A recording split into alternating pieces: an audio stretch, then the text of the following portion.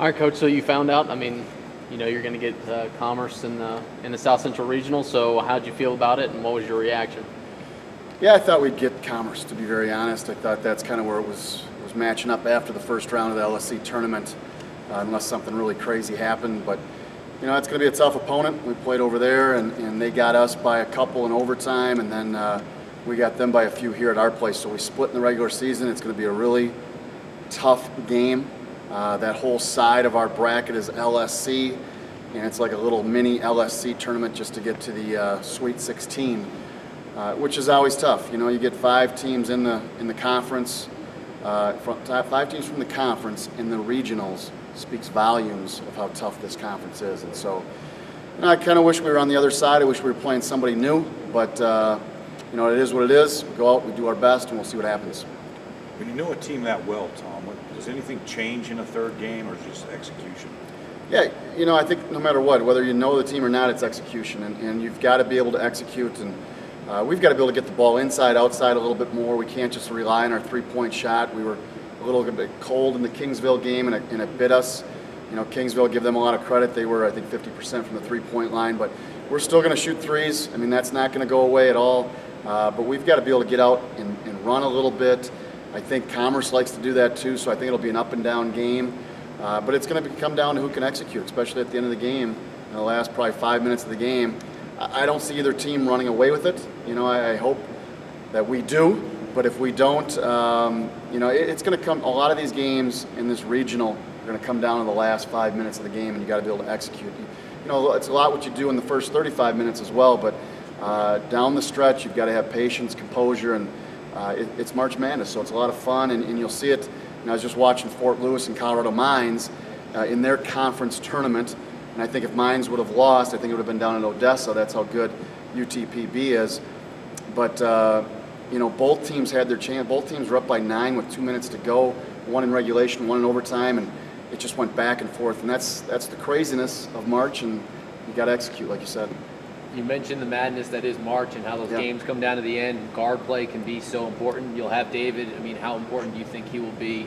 There's no question getting him back is going to really help us. The thing that really hurts, it really hurts not having him over in Kingsville. I don't care if we win that game, lose that game, but he's out of sync.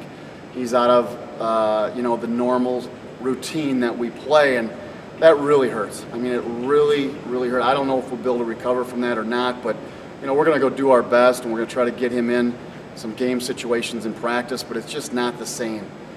So that really hurt. I was hoping we could win one over there so he could play in the second game, and if we got beat there, that was okay because we were still going to get in the regional, and that's what it comes down to is getting into the regional and making a deep run. You win 3 games, you go to the Elite 8. Somebody in our regional is going to go to the Elite 8, and there's 7 really good teams in our regional, but one team's going to be lucky enough to advance on.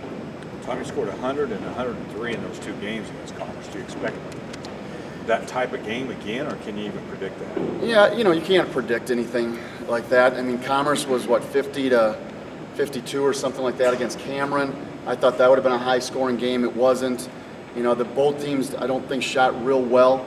I'm hoping that Commerce doesn't shoot well again against us, but they've got 4 guys that can really play on the perimeter, and then they've got some big kids inside, and they've got a big kid that's inside outside with Montrell Little, and so it's going to be one of those games where you better know personnel, you better take care of the ball, and knock down your free throws. Free throws are huge. We missed a couple in our game against Kingsville that front end of a 1-and-1, and then we went 0 for 2 in another possession, and little things like that kill you.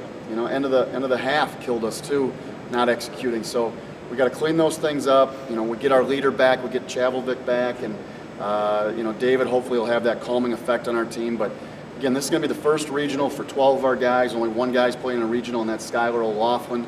So hopefully he can give us some leadership. And I know he's been talking to the guys. We had a little get-together last night, and I think the guys are really excited about it. It should be a fun event. Looking back to the LSC, Eric Golightly stepped up pretty big in David's absence. Do you think that can help moving forward, giving him some of that experience? You're exactly right. You hit that right on the head. With David coming back, now EJ doesn't have to do as much, but yet EJ can do it. And that gives us kind of a 1-2 punch at the guard play. Then you bring Tommy Gove in and Joseph Prince. And we've got a nice rotation there with our guards. and our big guys have been playing well. So I think we're a dangerous team, just like anybody. But yeah, you're exactly right. EJ had a fantastic game. He picked up his second foul early, I think with maybe 8 minutes to go, and that hurt us. And I don't know if we really, I think we could have stretched our lead a little bit in the first half, but that happens. And so I think that gave EJ a good experience, hopefully going forward to this regional.